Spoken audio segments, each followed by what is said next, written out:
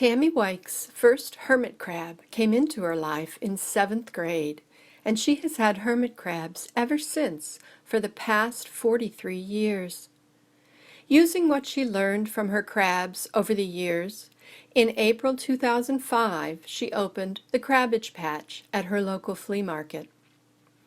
Tammy's philosophy was to keep things simple, provide accurate information, and try to mimic what hermit crabs would find in the wild. Some of her early unique products and practices are now commonly found throughout the hermit crab industry. The discovery that hermit crabs like worm castings, developing a moist sand substrate mix for successful molts, and selling shells by opening size, to name just a few.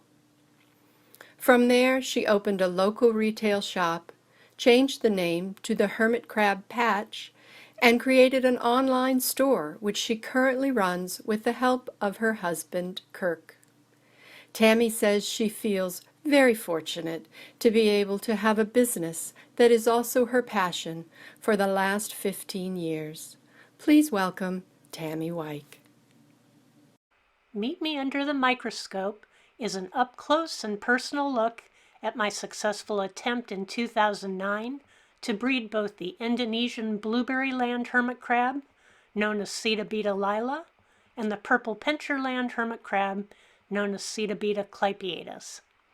I've selected photos and videos that represent the different stages of growth of each species that I hope you will find interesting.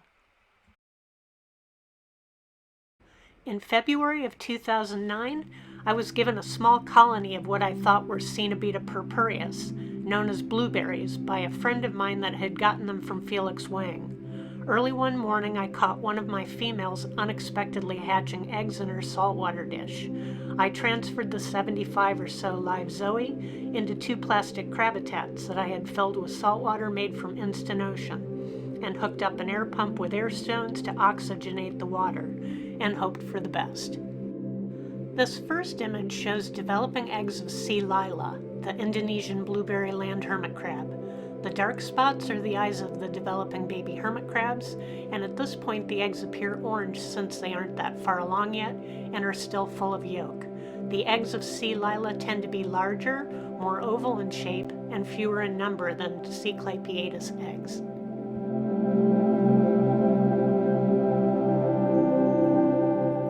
This video clip was taken on day 4. It shows what is now recognized as a C. lila zoea that is in an early stage. According to my notes, I found the first shed exoskeleton just the day before on day 3.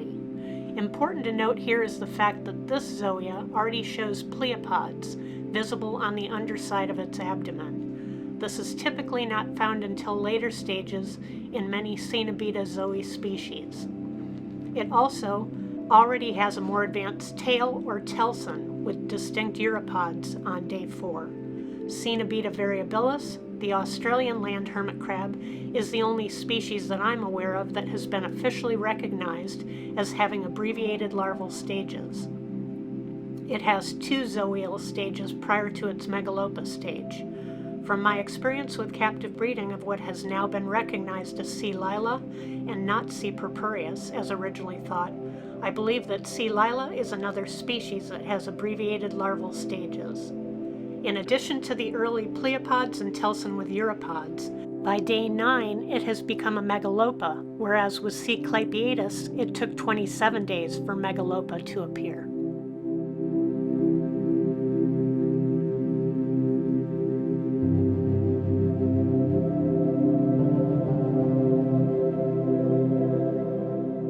Here is some close-up footage of a C. lila zoea on day 6.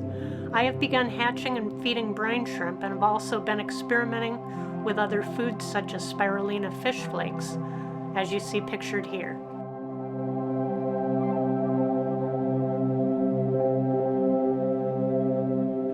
As the spirulina flakes begin to soften and disintegrate, the zoe create negative pressure, swirling the suspended food particles and bringing them toward their mandibles to eat.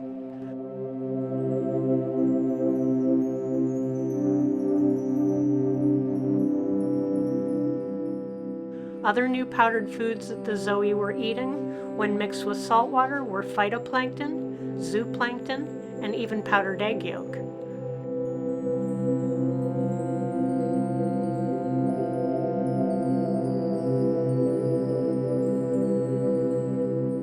Capturing brine shrimp requires a very high energy expenditure, and these other options provide a more passive food source and good variety as well.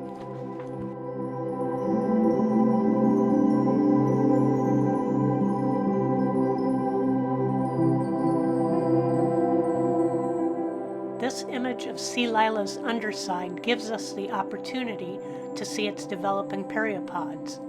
Later they will become the legs and claws.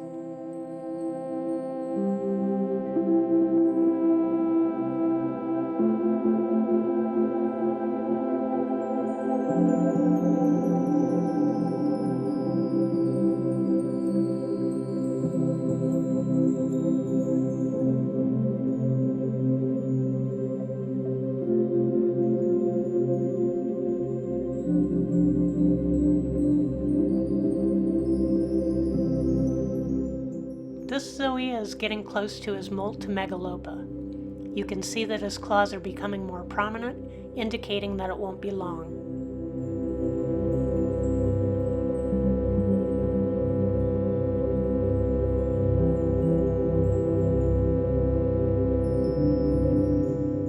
On day 9 is the final molt to megalopa.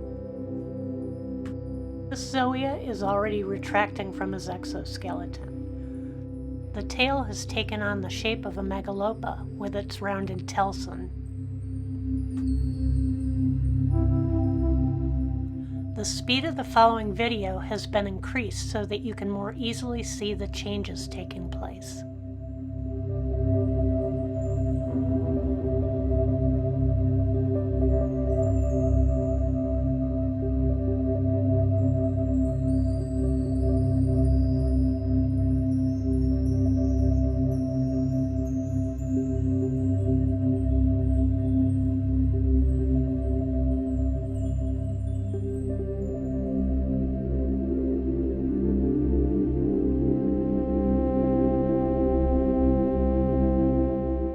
Periopods, or legs and claws, are becoming much more prominent as they are beginning to unfold.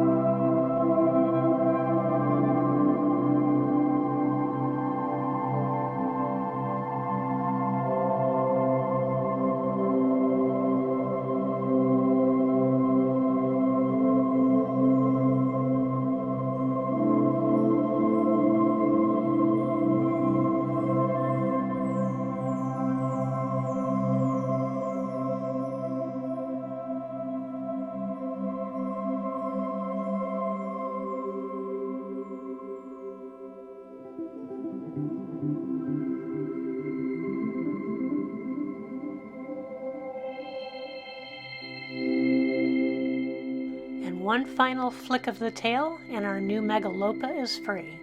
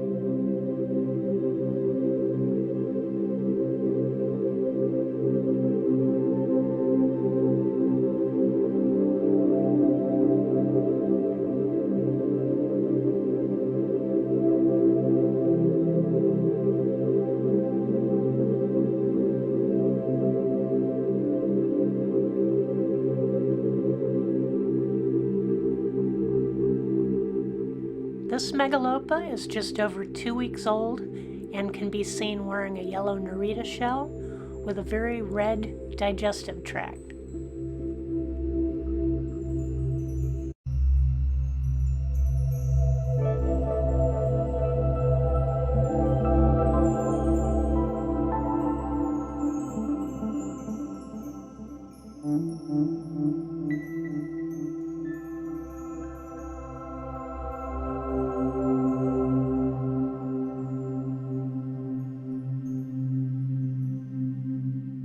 And now at just under 2 months, we have full-fledged baby hermit crabs.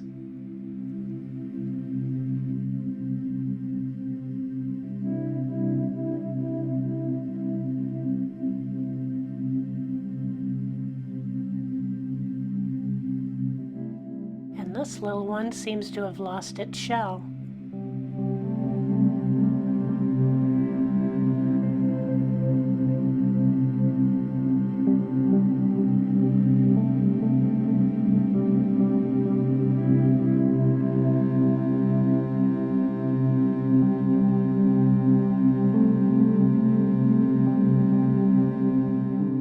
These 3 Indonesian blueberries are all 11 months old.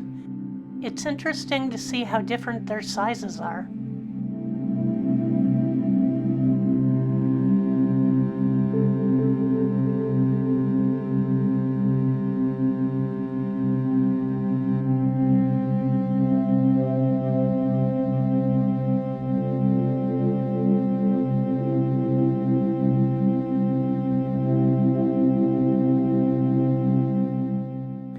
On this crab, you can see the dark longitudinal streaks located on the surface of the crab's legs and claws. This is one characteristic of sea lilah.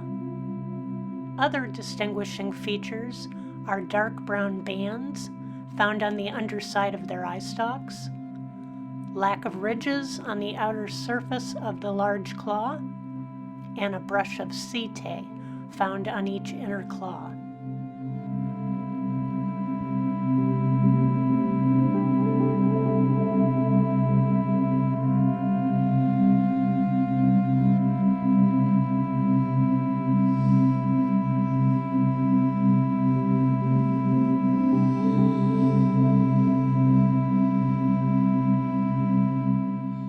finally, an image of one of my larger males at about 2 years, living up to his Latin name Lila, which means lilac or light purple.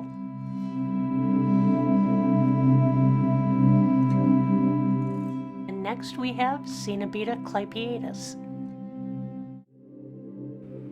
In July of 2009, one of my pet crabs began to drop her eggs in the sand, so I moved her to a plastic crab habitat filled with shallow saltwater made with instant ocean.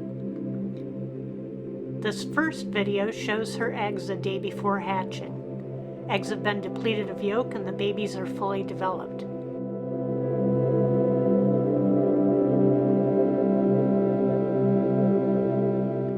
This next video shows her proceeding to hatch the remainder of her eggs.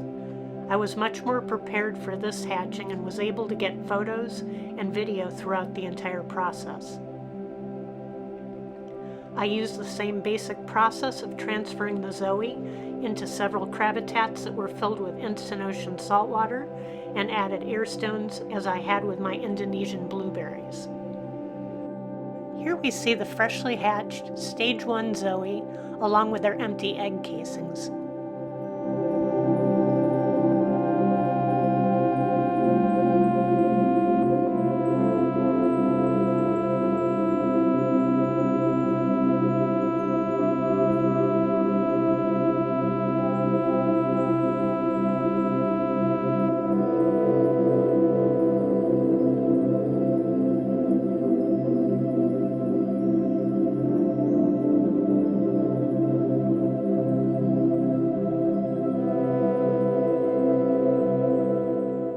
Through this next series of clips, you will see a variety of zoea as they progress through the 27 days that it took to become megalopa. Here we see a now more developed C. clypeatus zoea at stage 3. Comparing this clip to the next, you will begin to see the difference between this zoea's periopods. Periopods are the future walking legs and claws that progressively become more prominent prior to the megalopa stage.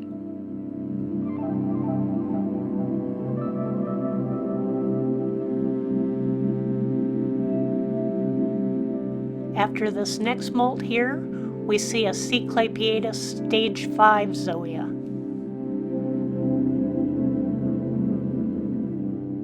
Here in stage 5, we see the prominent pleopods on the underside of this zoea. We also see further dropping of his periopods, and if you look closely, you can even almost see the claws themselves.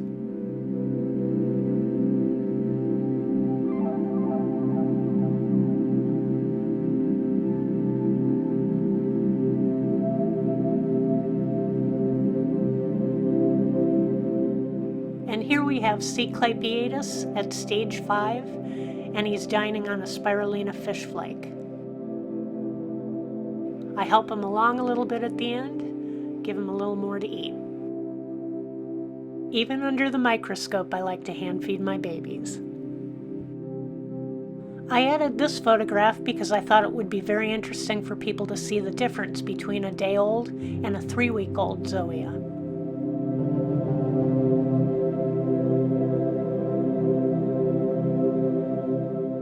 I love this close-up of stage 5 eyes.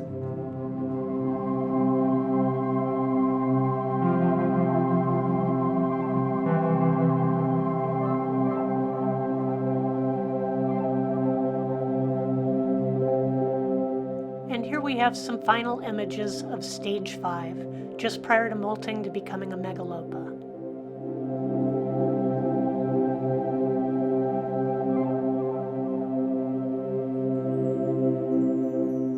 According to my notes, we have Lily's baby on day 27 as she's entering her final molt to becoming a megalopa.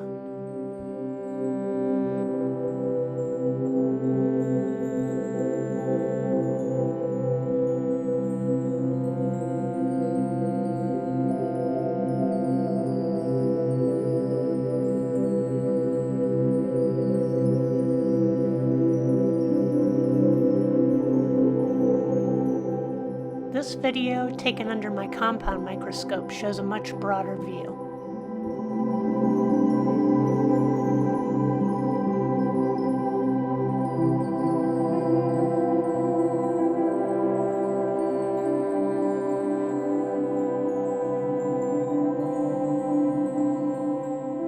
You'll now see the molt to Megalopa. We've sped up the video and unfortunately had some challenges with lighting.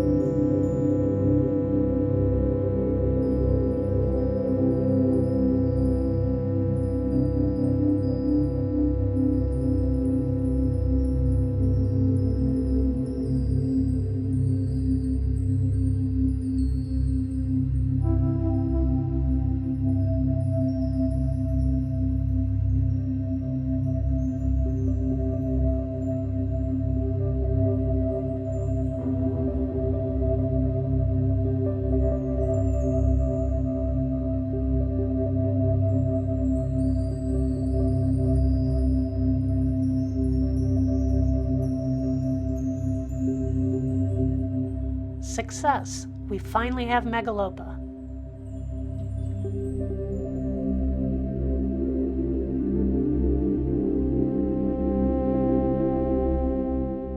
This is video taken under the compound microscope so that we can again see a broader view of the Megalopa. Their color is really improved due to feeding fish flakes containing astaxanthin. Also, at this stage, we have to really be careful with them. They will cannibalize one another. They will also eat any remaining zoea as well.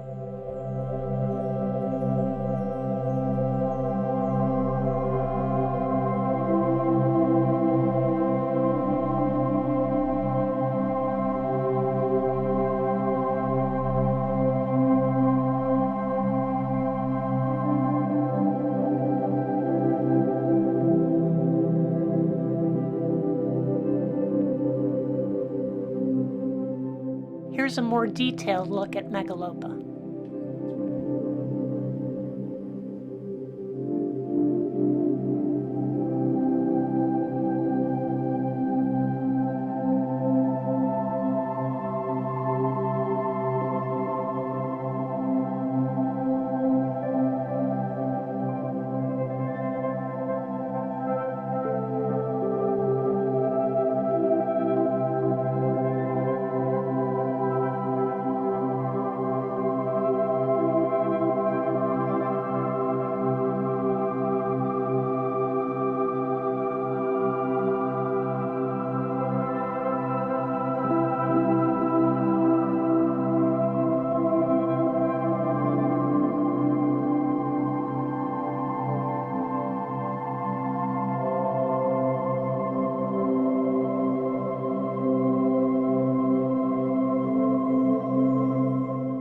Back under the compound microscope, the babies are beginning to look a lot more like hermit crabs and a lot less like Megalopa. They are tucking their abdomens and ready for the protection of their very first shells. 9 days after becoming Megalopa, and while still underwater, I added a very fine sand and shell mix. At that point, all remaining Megalopa took shells.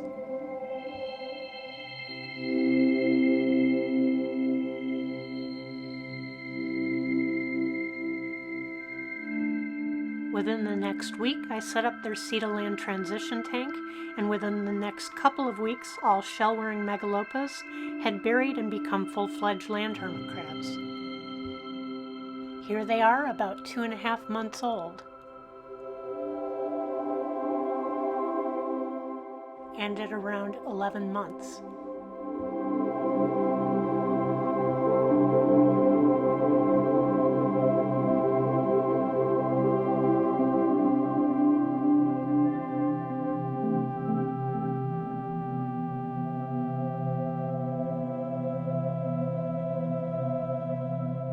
and finally, at close to 11 years old. In conclusion, the method I used was very labor-intensive.